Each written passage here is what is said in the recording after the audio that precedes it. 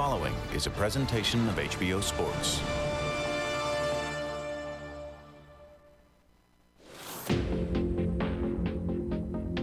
Dallas, Texas. The roads here stretch for miles in every direction. The seemingly endless throng of highways and byways both intersect and divide, transporting 7 million Metroplex residents to their destinations every day. And like these paths, in boxing, careers occasionally meet at a crossroads. At age 25, Mikey Garcia has already displayed the attributes of a fighter well beyond his years. Precise counterpunching, a finisher's mentality. That was a complete and very impressive performance from Mikey Garcia. The craftsmanship of a skilled veteran, along with a championship lineage. This is what you can't give a fighter. You gotta be born with this. An impressive victory tonight would further illustrate that for now, the road to boxing prominence looks clear. But expectations and results do not always converge.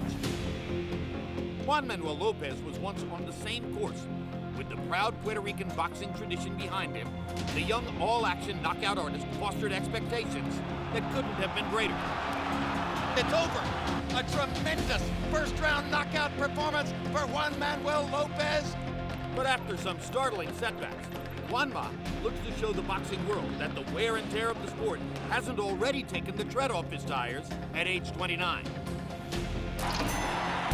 From the American Airlines Center in Dallas, the undefeated prodigy meets the man who once held that same label. Tonight could be the turning point of two careers. Garcia Lopez is next.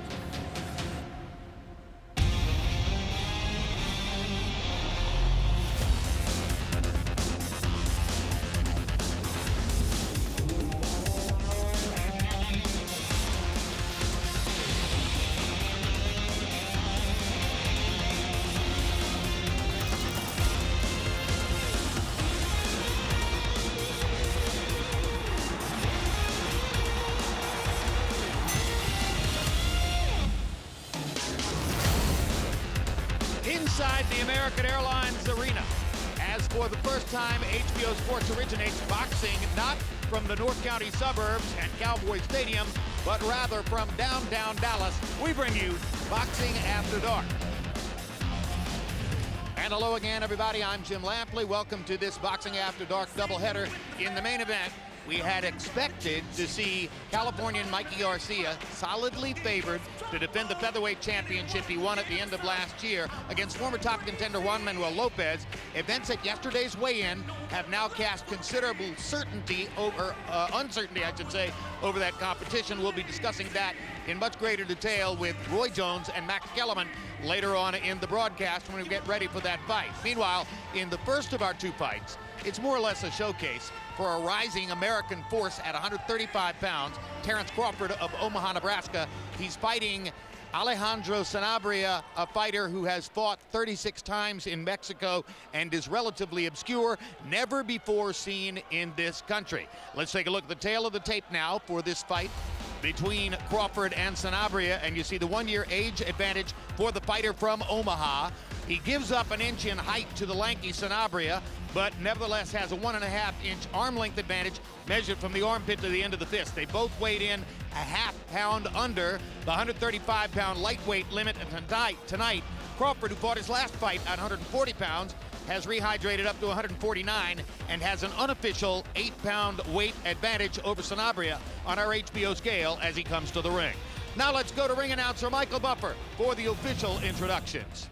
Ladies and gentlemen, good evening and welcome to American Airlines Arena here in Big D, Dallas, Texas, USA, where tonight Bob Arum's Top-Ranked Boxing and Foreman Boys promotion are proud to present an evening of world-class professional boxing for your entertainment, sponsored by Tecate con Carácter.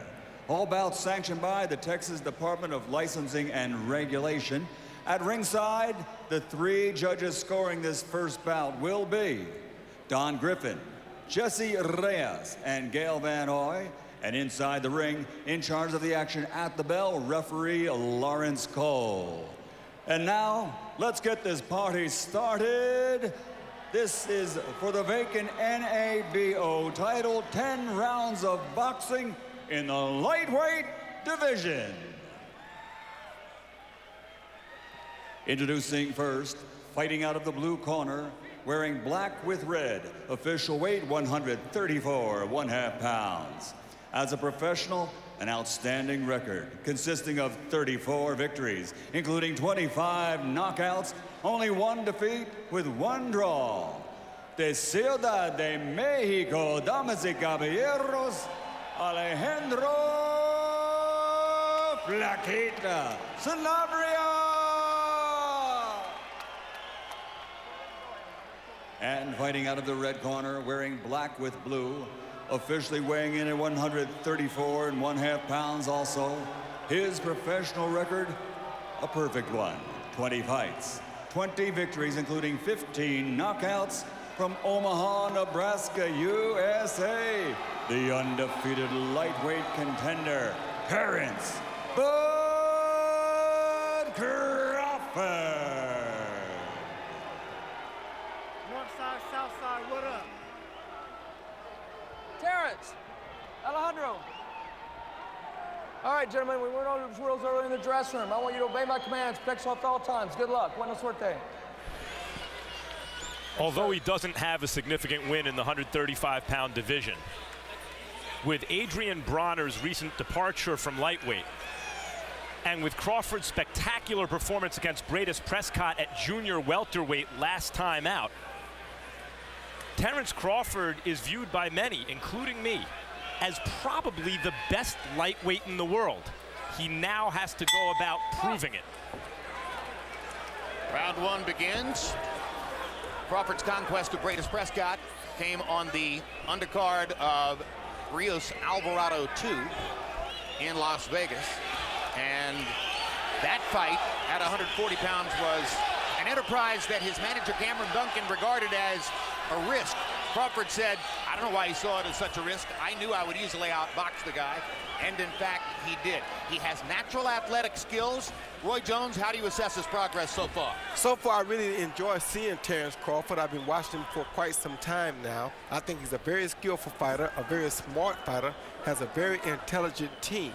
He has a lot of great amateur experience, which also makes him a threat in any division, whether he's lightweight or junior lightweight. So I really like the kid. I think he's a great prospect. I'm looking forward to big things from him.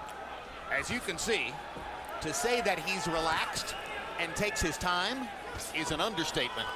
Yeah, but also he doesn't have a rookie in front of him either. You got to remember, Sanabria told us that he has 3 more fights than his record shows. So Sanabria is not a bad fighter, and if Eric Morales had him signed to a contract, he's a guy that we have never seen, but he can't be too bad of a fighter. Sanabria officially is listed at 34-1-1. He's fought in places in Mexico where they didn't even know they had places. and he says, as Roy points out, that he's had 3 other fights. He says all knockouts. No, that are not on the record. 2 out of the 3 knockouts. 2 out of 3 knockouts, excuse me. Yeah, that's right. This dovetails with what Canelo Alvarez constantly tells us in fighter meetings, that he has 9 more fights than he's been given credit for in Mexico, which is astonishing when you consider that Alvarez's record at age 21 is already the record of a 30-year-old fighter. Crawford was an outstanding amateur. Cameron Duncan, his manager, signed him because when Cameron asked Mikey Garcia, who we're going to see in the main event, also managed by Cameron Duncan, when he asked Mikey what amateurs are out there or what prospects are out there who are unsigned, Mikey said this guy Terence Crawford, who beat me easily, is still out there, and Cameron signed him. The question is, of course, like with any up-and-coming prospect come contender, is how does he take a punch, how does he deal with adversity, etc. Let's turn to our unofficial scorer, Steve Weisfeld, now for a quick rundown on the referee, Lawrence Cole. Steve? Lawrence Cole is a veteran referee from Dallas with international experience. He's refereed over 60 world title fights, a couple of which were controversial.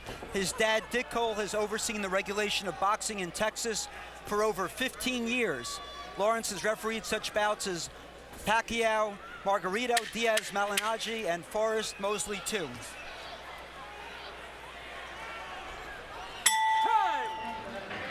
each time Terence Crawford fights, he has the word Omaha emblazoned on the back of his trunks. We spoke with the Nebraskan about his native city and Carl Washington, his first mentor and coach.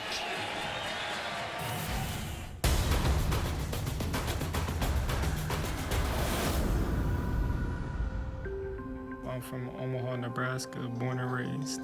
7 years old, running around in the neighborhood, you know, fighting, getting in trouble. Typical bad kid, you know, and the coach lived behind my house. One time he seen me, you know, he asked me did I want to box, and I told him I couldn't talk to strangers. And I ran home and I asked my mom, and she asked me did I want to box, and I was like, yeah, and then been boxing ever since. You know, we got a lot of talent in Omaha, and a lot of fighters, they don't get the recognition like other fighters. So when I put the Omaha on my trunks, it's just that I got them on my back, and we gonna go to the top, you know. Back for round two. CompuBox numbers in round one found Crawford landing 9 of 40, Sanabria 5 of 34. Logical to assume they were just getting a look at each other. In round one, 7 of Crawford's 9 connected punches. That long jab that you see him sticking right there.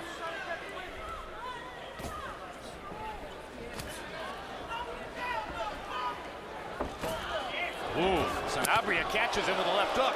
Twice. Right on the button. Crawford comes back with a body shot. And Crawford took him pretty good. He did, but that's impressive because Crawford's a good defensive fighter. Crawford switches southpaw and gets hit again with the Sanabria left hand, this time a jab. Now right to the body by Sanabria, who has come alive in round two.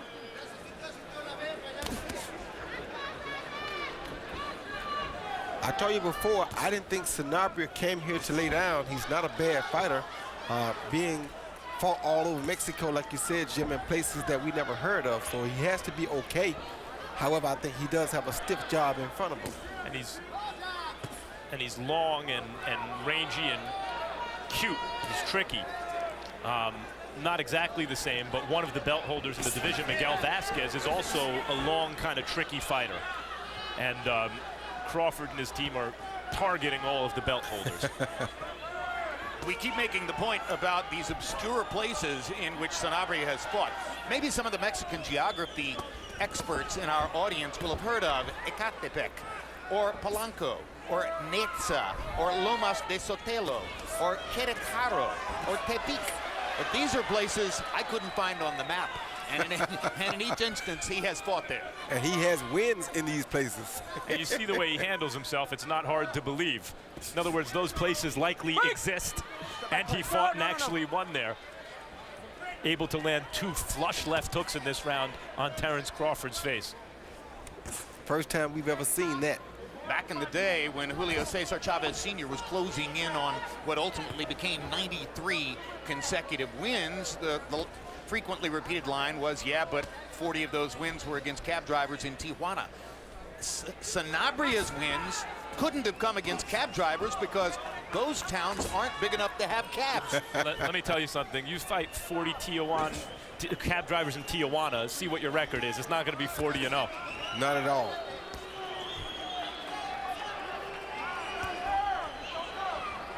A lot of competition down in Mexico. They take boxing very seriously.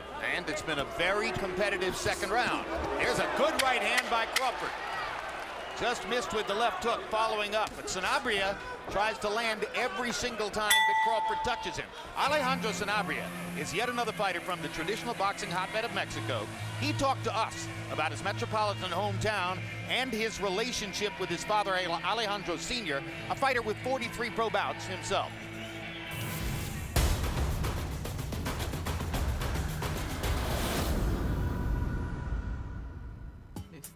I was born in Mexico City. Mexico City is a city that has lots of action, really dynamic. Since I was a child, when my father was a boxer, I started to notice paper clippings that my father had, what he had done, where he had traveled. And so that's when I felt a desire to jump into boxing. It is my first fight here in the U.S., so I want to take advantage of this moment, of this fight. This fight is very important for me. And from here on out, I mean, My future depends on this fight. You know, we're not taking it lightly. CompuBox numbers in round 2. Crawford 13 of 42 and Sanabria 12 of 43. In other words, virtually identical, but those two eye-catching left hooks early in the round by Sanabria might have been difficult for judges to overlook. Tell you, Sanabria is definitely going to make Crawford work here tonight. We're going to learn a lot about Terence Crawford here in these next few rounds. And he's not the ideal opponent for Crawford, meaning a rising star who's a boxer and a counterpuncher ideally would have a guy coming towards him looking to initiate offense so the counterpuncher could show what's in his arsenal. And instead here, Crawford has a puzzle he needs to figure out. And the puzzle's fighting back. Yeah, it's a good thing for Crawford, though. This is the type of activity he needs to see before he challenges for a title. So I'm very delighted to see him have to figure out how to solve this puzzle. 135-pound weight class has become somewhat nondescript after the departure of Adrian Broner to move all the way up to 147 for his upcoming fight with Paulie Malignaggi. So there's room there for a star to emerge, and Crawford is hoping that he's the guy. He looks like the most likely candidate, but he's also got to make sure that the puzzle doesn't figure out him, which is happening to some extent here.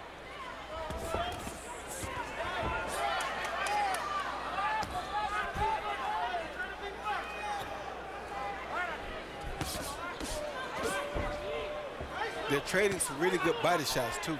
Fight is really picking up tempo as they trade body shots, as Roy points out. And Crawford is trying to take the initiative and lands a straight right hand and a left hook that wobbled Sanabria momentarily. As we saw in the Prescott fight, Crawford may be a boxer, but he's got a meanness in him, Jim. He's fighting right now. And he can punch. Come back, let go.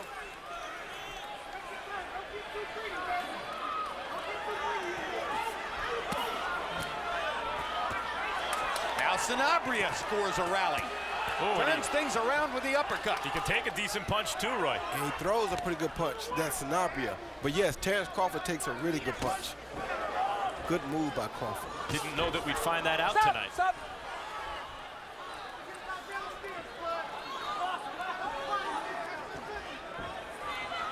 This fight has gone into the microwave since a fairly clinical round 1.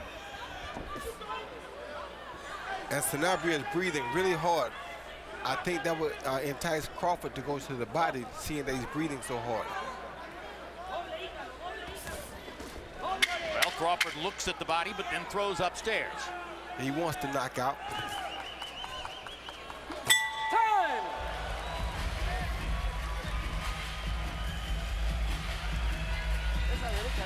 That right, you caught him with that right. Close up the guard. Yeah, don't spit there. Did he hurt you now? No? All right. Flex your waist, flex your waist. Get away from the punches. Yeah, okay? Hey, you're missing with that hook right hand because you get a little bit too close or you're falling in. So you got to do it off a feint and keep that jab in his face. Here you see Crawford hit Sanabria with a beautiful lead right hand, but it was followed by a good shot to the head right here that I think is going to hurt more so than anything else. That shot. Then he came back and threw it again, the double left hook. And I think those shots had Sanabria in a little bit of trouble. Later in the round, though, Sanabria made a little statement of his own with a couple of uppercuts on the inside against Crawford. All in all, CompuBox numbers in that round. Crawford 18 out of 38 power punches in the third round, 47%. That's a good outfit. Sanabria 9 of 29 power shots of his own. Steve Weisfeld, how do you have it through 3? Jim, after 3 rounds, I have it 29-28 for Crawford. First round, Crawford was too quick, too sharp. Second round, Sanabria edged him with the bigger shots, but Crawford came back strong in round 3, so I have Crawford up by 1 point. I agree with that. That said, sometimes you'll see an underdog says CompuBox will say he landed 9 punches, and you wonder where those punches were. Sanabria landed 9 punches last round. He landed some clean shots even as he lost the round. Crawford said coming into this fight he wanted to set traps for Sanabria, but Crawford's also run into a few himself. Yeah, but the only thing you don't like is how hard Sanabria is breathing. He's breathing really hard early in this fight, and against a top-notch fighter, you don't want to find yourself breathing this hard in round 3. Sanabria trying to dig his left hook to Crawford's body. A little bit earlier in the round, he almost hit Crawford with a low blow with his right hand, wound up pulling the punch because he realized he was about to hit him in the cup. And if Crawford will go to the body here, he may find out a little bit about Sanabria. Good double right hand to the body by Crawford as they were coming out of that clinch. And what he found out about Sanabria is he punches back. Sanabria caught him with a right hand out of it. Oh, good uppercut. Interesting variety of punches from both fighters. Sanabria lands a straight left hand, or excuse me, a straight right hand down the pipe. Break! Both these guys know what they're doing in there.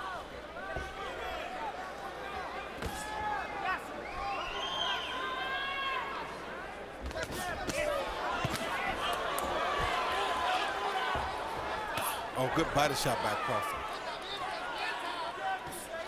Crawford has dispensed with the counterpunching here, is taking over and leading, assaulting Sanabria, trying to make a statement as round 4 progresses. Well, Sanabria, as you see, is going for the knockout. He's really not trying to win a points battle here, and he's breathing awful hard. When a guy's breathing that hard, that doesn't seem like a guy who wants to outwork his opponent.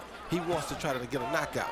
However, Crawford has taken over this fight somewhat because now he's out in front and starting to hit Sanabria with the lead pot shots. Right, now this Crawford is a different Crawford than the one who fought Prescott, where he had to make sure don't get hit on the chin.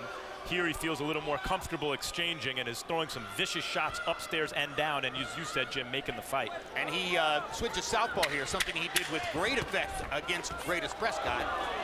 He did it against Prescott to set up counter punches. He may be doing it here for an entirely different reason. In 2 weeks, it's the return of emerging star Gennady Golovkin. He'll be facing Matthew Macklin. June 29, after live boxing. Stay tuned for the next edition of my show, The Fight Game, talking everything about boxing in a mid-year report. Golovkin-Macklin on June 29. So pick it up a little bit and keep pushing him backwards, all right? Your punches got to be a little quicker. Keep the speed and the snap on your punches, okay? Everything off the jab, son. You're doing good.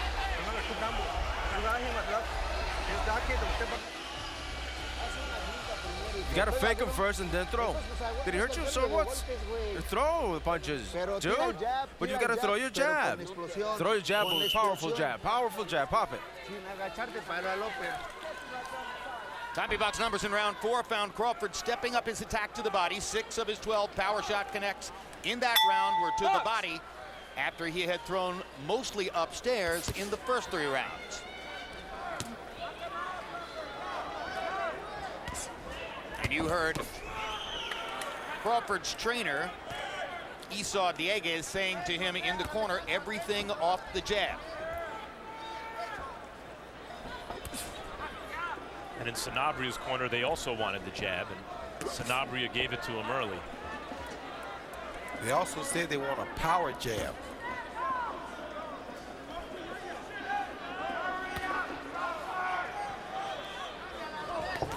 I really like Crawford's style, guys, because for a defensive-minded boxer, he's good defensively partly because he's not scared to get hit like that.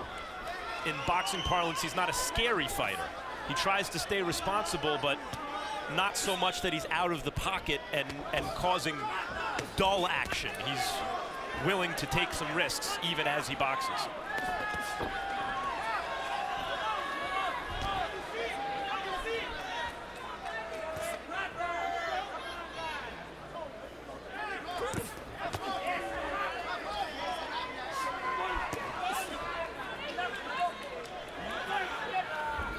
Crawford 20-0 with 15 knockouts. Good body shots there. He said he wouldn't be gunning for a knockout tonight, but could have fooled me. Looks like he's gunning for 16 right here.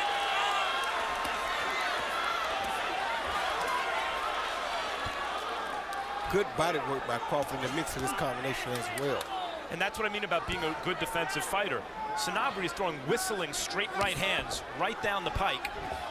And Crawford, who's been hit with some shots here, is moving his head and taking some risks. Takes a right hand.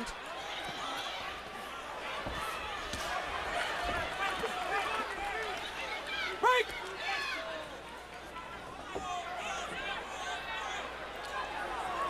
Still don't like how Sanabria is breathing so heavily out of his mouth. Has an unusual mannerism, Roy. Kind of gulps for air. Like something's wrong with his nose or something. I don't know. Exactly.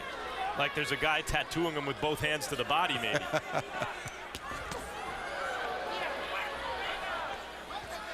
Could be just a natural mannerism of his that doesn't necessarily mean that he's in any kind of distress, but it's unusual to see a guy constantly gulping as he does. Yeah, I just think I'm not used to seeing a guy fight and breathe this hard like this.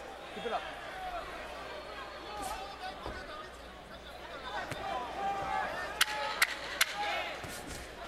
Stop!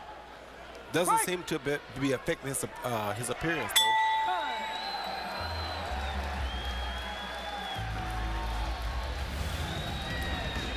Brandon Rios in the dressing room of Mikey Garcia.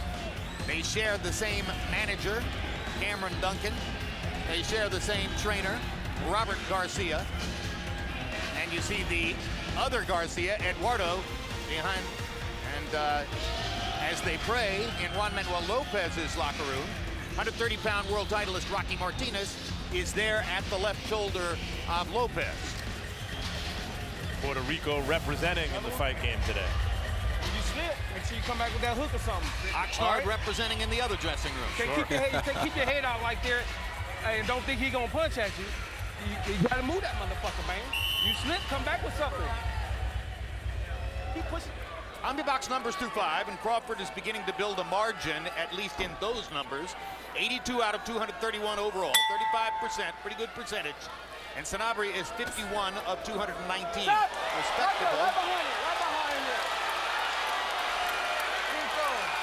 you. This is a knockdown. And Lawrence Cole is going to stop the fight. Good stoppage. Sanabria couldn't stay steady on his feet. Body shot knockdown. No, lead left hook. Lead left hook. I was reading the numbers in front of me. Because the body shots that set it up, that's for sure. He took a pounding in his body throughout this fight. Well, very seldom have I missed a knockdown while looking at a piece of paper in front of me, but it happened there. And a lead left hook wins the fight on a knockout for Terence Crawford. Roy Jones, you've taken a page out of your book here. Yeah, he went with the jab like he was coming with a lead jab. The kid reached for the jab, and he came around the right hand with a left hook, a beautiful left hook. Hard punch for a guy to stop.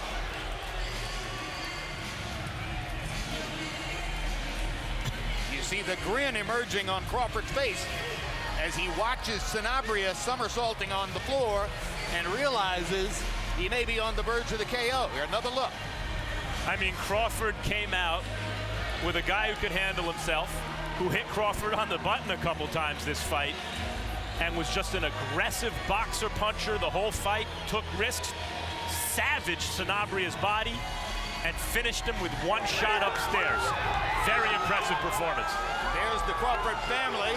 Dad Terence Sr., Mom Deborah, reacting at ringside along with many around them. Crawford told us yesterday that there would be quite a number of people making it down to Dallas from Omaha, and they're celebrating at ringside right now.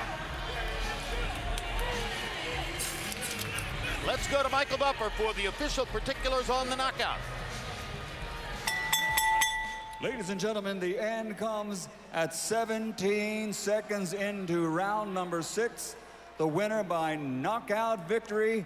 He is still undefeated from Omaha, Nebraska, USA. Terence "Bud" Crawford.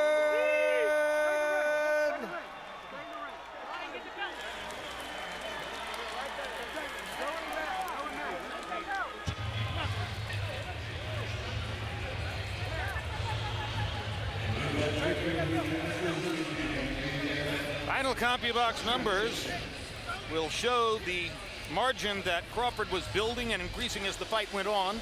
Lands 32 more punches, throws only 14 more. Excellent connect percentage of 36%. power shots. And there you see that Crawford hit the magic number. When you land 50% of your power shots, you almost never are going to lose, although Mikkel Kessler pulled it off against Carl Froch a few weeks ago. And he landed 34 more power shots, and of course the last one, that left hook in the center of the ring, made the difference. Let's go to Max Kellerman with the winner. Congratulations, Terence, on a sensational performance. You told us you weren't going to be gunning for the knockout. Could have fooled me. Well, I had to take what was given. You know, I seen that he didn't want to initiate and come to me, so I had to come to him. For a good defensive fighter, you got hit solidly a couple times. There were a couple left hooks in the second round, a straight right hand later on. Why were you hit with those punches? Because I wasn't more focused on boxing, because I had to track him down, so I guess I was too aggressive at some times. The Prescott fight, it seemed you were very intent on not getting hit with any of his big shots. Here we saw a much more aggressive Terence Crawford, as you mentioned. What does that say about your style and your ability to adapt to styles? Well, I feel I can get aggressive. I feel I can box. I feel like I can do anything in the ring. Did you view this as a statement fight to make after the Prescott fight to keep some kind of momentum going? What was the point here? Of course, I'm always willing to make a statement, you know, and I feel that I did that today. And I'm just, you know, blessed to be here right now. Sorry, but I want to thank God. I want to thank my Aunt Margaret that's down looking from heaven, down looking after me. I'd like to thank you. Thank you. And I just blessed. You mentioned your Aunt Margaret, who you were very close to, who would come and cheer you on at tournaments as an amateur, etc. She died suddenly, and you dedicated this fight to her. What are your thoughts about that right now? I know she down there talking about send him home, bud, ain't nothing. I know she down there smiling, and she happy for me right now, her and my Aunt Debbie. Congratulations, Terence. Look forward to seeing you real soon. Jim? All right, thank you very much, Max Kellerman. We're coming to you from downtown Dallas at the American Airlines Center, home to the Dallas Mavericks of the NBA and the Dallas Stars of the National Hockey League. Up next, our main event, Mikey Garcia, defending the 126-pound world championship he won from Orlando Salido in his last fight. At least that was what we had expected as he got ready to face Juan Manuel Lopez, who a couple of years ago was in the position Garcia was in, expected to be the top guy in the featherweight division, before he fell apart twice against exactly that same guy, Orlando Salido. So at least against Salido, Garcia's 1-0, Lopez was 0-2. That was regarded as a big difference coming in. First, let's take a look at what's coming up on the HBO Sports calendar.